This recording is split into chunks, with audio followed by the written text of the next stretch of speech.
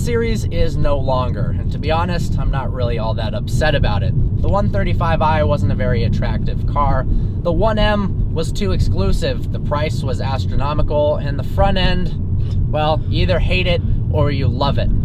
It's been replaced by the 2 Series. Today we're driving a 2015 M235i convertible, and we're here to say it frickin' rocks.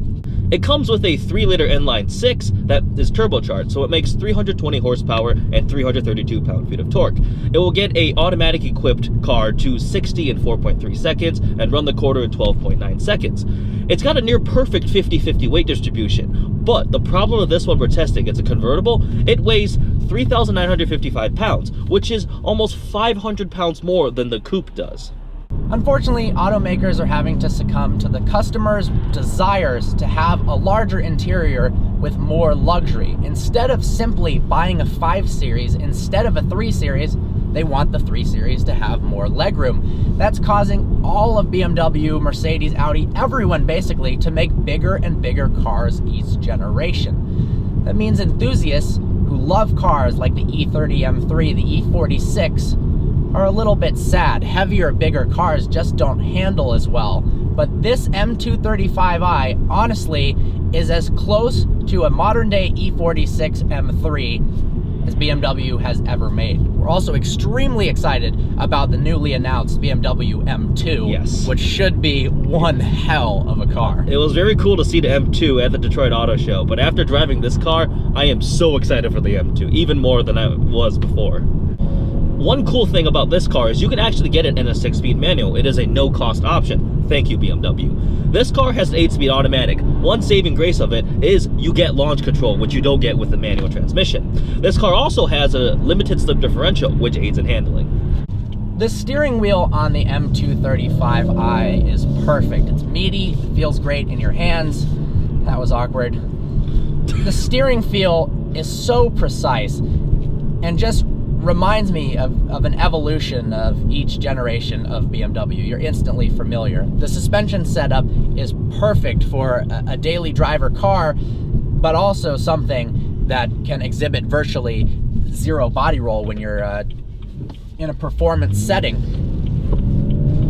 My favorite part about the car, though, is how fun it is to drive and how not intimidating it is. Some of these higher horsepower cars, sure, they're fantastic in a straight line, but if you're not a professional race car driver and you're not driving on the track, it's a bit terrifying. This, you can have a blast in the turns, you can floor it more often, you can let the tail slide because it's predictable.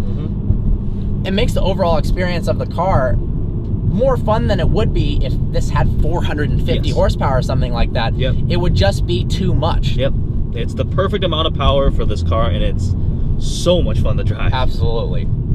For a car that's pretty much based on an entry-level BMW, this interior is great. You've got beautiful red leather everywhere, contrasts great with a white exterior, and the amount of plastic that is here is still done tastefully. It looks nice, and this contrast wood trim is also pretty cool. I also like how the new generation of BMW's nav screen looked compared to, let's say, the E90 series BMW, where it had that double hump design. It wasn't very clean, and there's some cars now on the market that really look like you took a cheap Samsung tablet and just glued it to the dash. This is done in a way that's not entirely integrated, but it looks clean. This has the technology package, which brings a bigger screen, and it has a load of tech features. I mean, heated seats, it's got a heated steering wheel, all the backup cameras you would need, convertible top, that's a totally different model essentially, but with a button here, put the top down in 20 seconds and you've got a convertible. As previously mentioned, the 2 Series is a large improvement over the 1 Series in terms of its exterior visual appearance, as well as the interior. The front end looks much less like a pinched nose, and it's a slightly larger car, so some of the design and the proportions are able to be better. I mean, it's hard to deal with a really small wheelbase, like case in point, a smart car, something like that. So the added length, it didn't hinder the drivability in any way, but this new design, I like it. I did not like the way the 1 Series looked at all. I thought it looked stubby and stunted and not a good looking BMW. This is a very good looking BMW. One gripe I do have about this car is the convertible top. It was finicky even getting it to open and close. Took us a while to figure it out. Yep. And when you do open and close it, it takes forever. 20 seconds. 20 seconds. Compared to cars nowadays that can do it in half the time. Half the time. F-Type is about 10 seconds. And up to really high speeds. Something they should have worked on. Honestly, if I were to buy one of these, it would be a manual coupe, so you wouldn't have to worry about that. You get the lighter weight savings, yep. But after driving this, I do see the strong appeal of the convertible. I was worried at first, automatic, it was gonna weigh more, but the open top experience, you got more visibility, you almost feel like you can command the road more because of... It suits the car's fun personality, definitely. in my opinion. Having a convertible top is a nice feature to it. This one is a rear-wheel drive model. You can actually get this in X-Drive, so honestly thinking about that as a fun winter daily driver, that'd be absolutely pretty damn cool. As a recap, here are some of the things we love and hate about the M235i. First up, it's just incredibly fun to drive. It reminds me of an E46 M3, and that's basically the highest praise I could give any small BMW. The handling, the steering is perfectly weighted. The steering wheel feels great in your hand. The suspension setup, the powertrain, it's the perfect amount of power, 320 horsepower for this chassis. Additionally, this thing sounds really good. 3-liter inline 6 at high RPMs, it is loud, and for not a full-out M car, it sounds great. Initially, you even thought it sounded like a Porsche, right? It sounds a bit like the flat 6 in something like a Carrera S, especially equipped with a PDK gearbox in the Porsche. This with the 8-speed automatic, in between upshifts, it has a little burble. That sounds fantastic. Despite being turbocharged, this is the way a BMW inline 6 should sound. Lastly, the overall package this car provides is like perfect. I don't feel like it has any deficiencies. It's fun to drive, has ample power, sounds good, looks good, has all the tech features. I'm also really impressed with the interior. This is a car that's meant to be a fun car to drive. Usually automakers might cheap out in that way.